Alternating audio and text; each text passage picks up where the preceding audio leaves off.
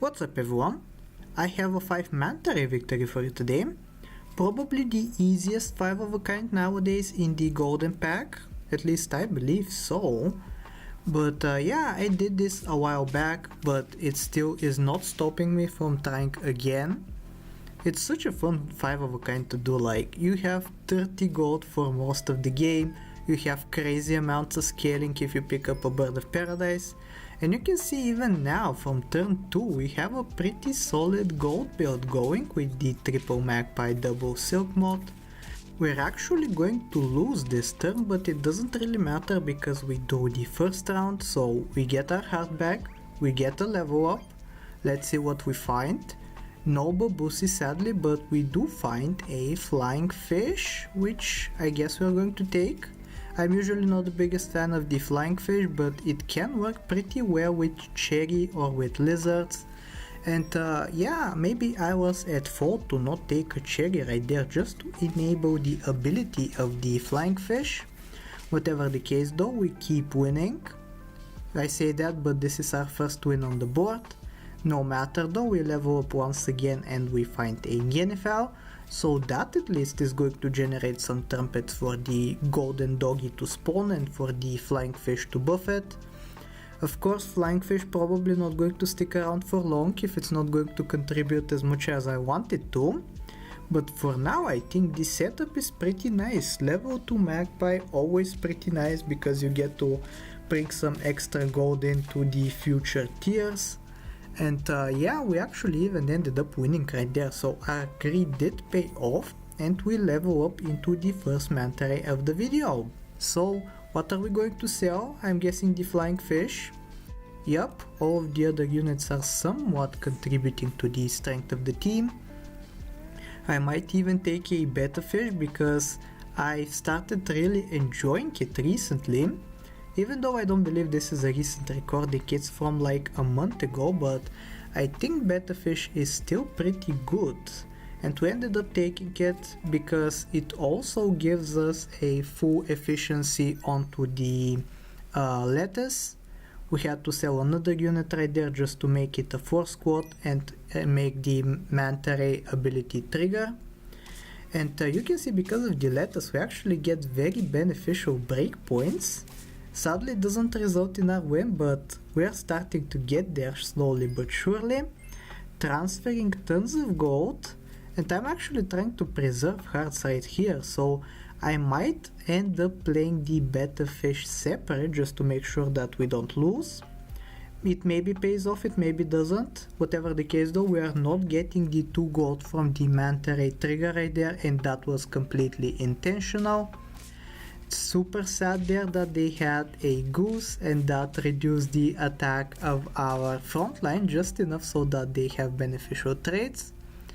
So yeah, our gamble did not pay off, but at least we still have 19 gold and this is a pretty good tier for us to find some decent pets. Here you can see I find a sea lion.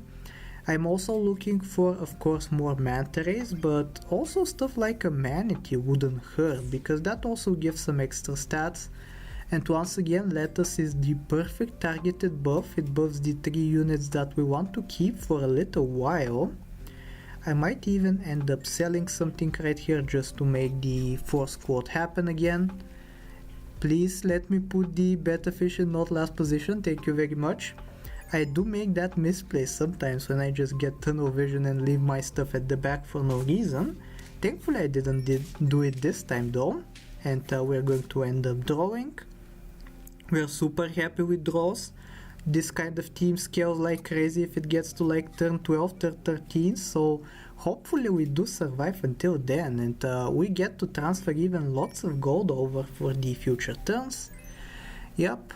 4 from the Manta Rays and 3 from the avocado, so that is 17, almost twice the amount of gold that you usually get.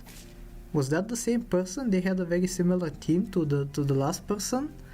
Whatever the case though, we find a 3rd Manta Ray right now, so we probably have to sell the betta fish. And we also get the perfect level up. The Bird of Paradise is exactly what we want for this kind of team. I might even end up selling the sea lion because I really want the triggers from the, I was going to call it a blurring octopus, a bird of paradise. We will really want those to go onto the manta rays. It's also super beneficial for us to have a slot open in case we find oysters in the shop. You also saw me freeze an octopus right there, which is going to be super beneficial when we have an open slot as well. Take the level first. Nothing useful. We were almost certainly going to be happy with a bird of paradise or an oyster there, but we got neither, which is fine.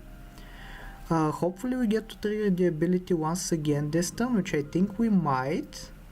Avocado will be purchased, yup.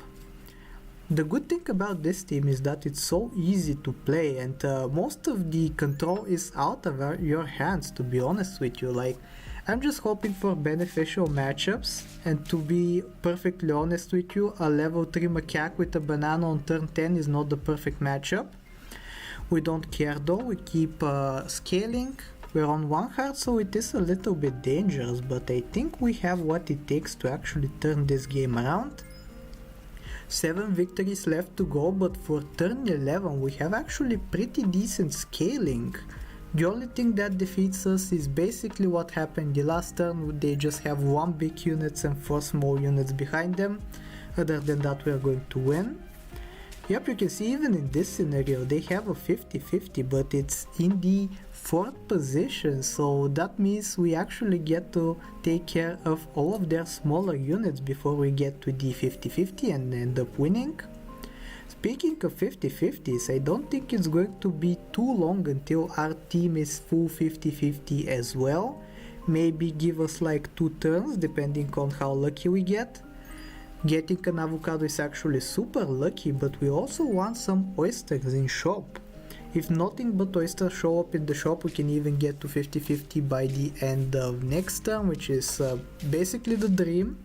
Unfortunately, it almost never happens, but we do get at least pretty lucky with the manta rays. We get a level on this one. And you might be asking yourself, Flame, why are you not preserving the manta ray for the 5 of a kind? And the answer is that I actually feel pretty confident when it comes to gold generating pets, that we are going to have enough rolls for me to find 1 more manta ray in the span of time that is like 5 turns. That is if we win everything, which I guess we have to because we are on a single heart remaining. But yeah, when you start off with 25 gold, I think it's super likely for you to just find the unit that you're looking for. We're also at basically 50-50.